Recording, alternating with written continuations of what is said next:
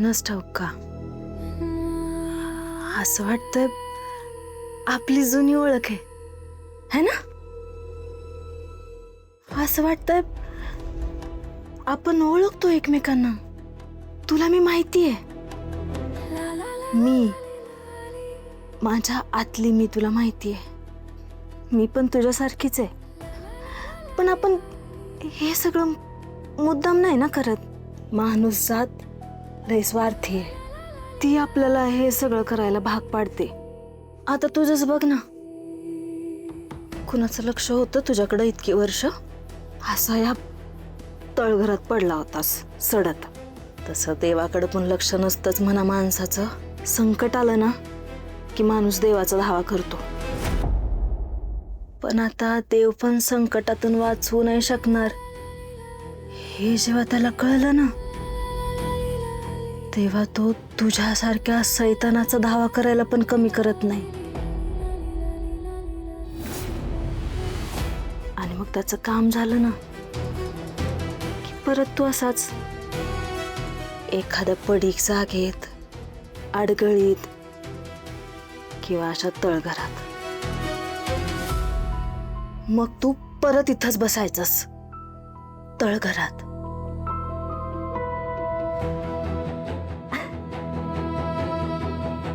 पण तू काहीच काळजी करू नकोस, मी आली आहे ना. मी तुझी आता खूप सेवा करणार आहे. तुला असं छान सजवणार आहे ना, इतकं छान की कोणी बोलेल हे काय डेंजर दिसतोयस तू, सेम टू सेम हैवान, सैतान माझ्यासारखा.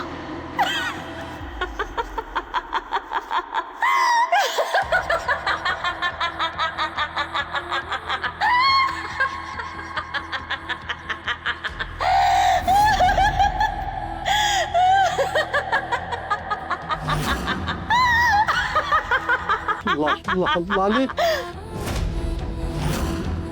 गुरुजी काय झालं गुरुजी? काही नाही, सगळं सगळं ठीक आहे ना? हो गुरुजी. हसायला काय झालं? हा ते होय, मला ना एक जुनी गोष्ट आठवली म्हणून हसत होते. तुम्हाला काय वाटलं या राक्षसाच्या मुखवट्यानं मला पछाडलं काय? नको, असं बोलू नकोस. काहीतरी वाईट चिंतू नकोस. बघ, कधी कधी कुठला अनर्थ घडवल काही सांगता येत नाही. बघ हे बघ, गोपाळ रंग देऊन गेलाय मुखवट्यासाठी, आणि मी वरती आहे. काही लागलं तर सांग मला, मिळतो. गुरुजी हा, मी सगळं व्यवस्थित करीन. काय झालं गुरुजी, घाबरलायत का? काही नाही, काही नाही.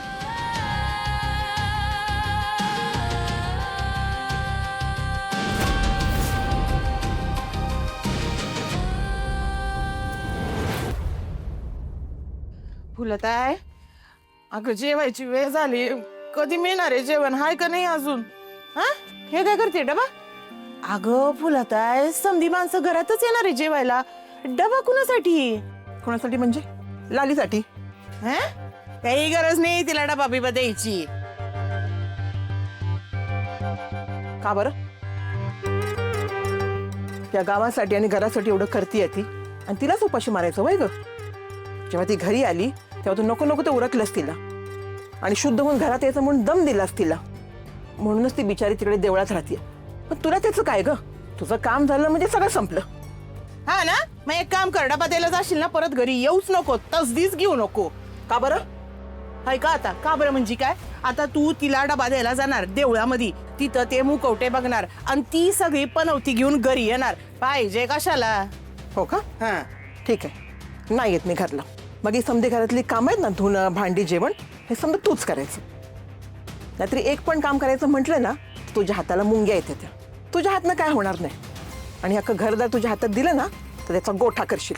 फुलत आहे काय फुलत आहे? अगं ऐकून घेते म्हणून जास्तच बोलतेस ग तू.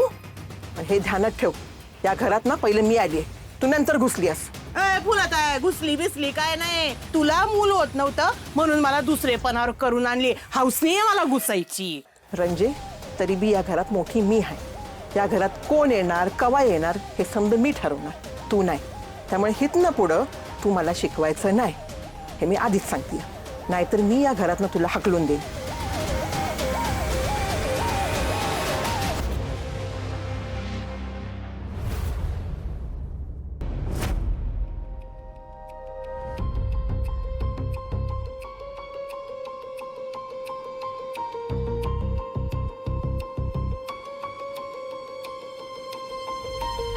लाले,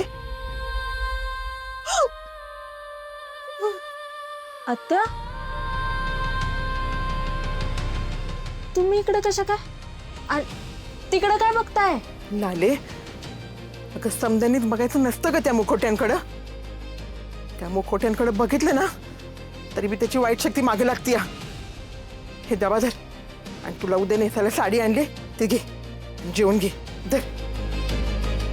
ठेवा इथं, मी जेवून घेते, तुम्ही नका काळजी करू. बर लाले, अगं तुला एकटीला जेवण जाईल का ग? का तुझा होईपत्र थांबू मी इथं? आता एक काम करतेस का ग? तू चल आपल्या घरी. आता दिवसभर काम केलंय ना, बस झालं आता काम. चल. नाही नाही, माझी इथली कामं संपल्याशिवाय मी काही घरी येणार नाही. आणि तुम्ही नका एवढी काळजी करू, तुम्ही जावा घरी. अगं लाले, बाहेर बघ की किती थंडी पडली आहे. रातच्याला गारटशील तू. आणि हे बघ, इथं काही झोपायची सोय बी नाही आहे ग. अशानं आजारी पडशील. आत्या, तुम्हाला सांगितलं ना, मी माझी कामं संपल्याशिवाय नाही येणार. आणि देव आहे की माझ्या पाठीशी, मला काय नाही होणार. जावा तुम्ही. ठीक आहे बाई, तू काय अशी ऐकायची नाहीस. चल जाते मी, तू जेवून घे. हे का आले नाही डबा घेऊन? आत्या नका पाठवले. आत्या, तुम्ही का घेऊन आला डबा? ह्यांना पाठवायचं ना. अगं तर गोपाळला पाठवायला तो घरात असाय पाहिजे ना व? का अजून घरी नाही आले? दुकानावरच आहेत. काम वाढलंय का त्यांचं? आता ते त्यालाच माहिती. ते जामकर साहेबांच्या बहिणीबरोबर ना दुपारीच कुठेतरी गेला, अजून त्याचा पत्ता नाही.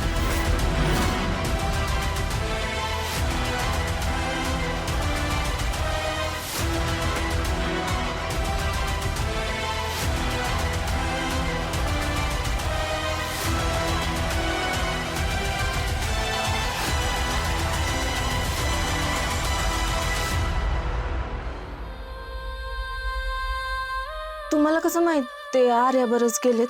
अगं ते जामकर साहेब नाहीत का, त्यांनी तिला आपल्या घरी आणून सोडलं नव्हे का? ते तिला जीवाला धोका आहे म्हणून. त्यामुळे ते आता आपल्याकडे दिवसभर राहणार आहे आणि रातच्याला ते घरी घेऊन जाणार आहे आणि पुन्हा सकाळी आणून सोडणार आहेत. आता त्या आर्याचं काहीतरी काम असेल म्हणून दोघं बी दुपारच्याला बाहेर कुठेतरी गेलेत बघ.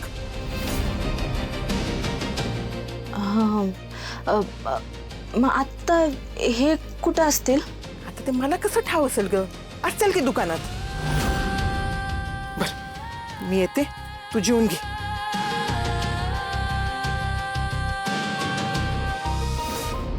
दुकानावर असतील, पण काम दुकानातलंच करत असतील असं वाटत नाही.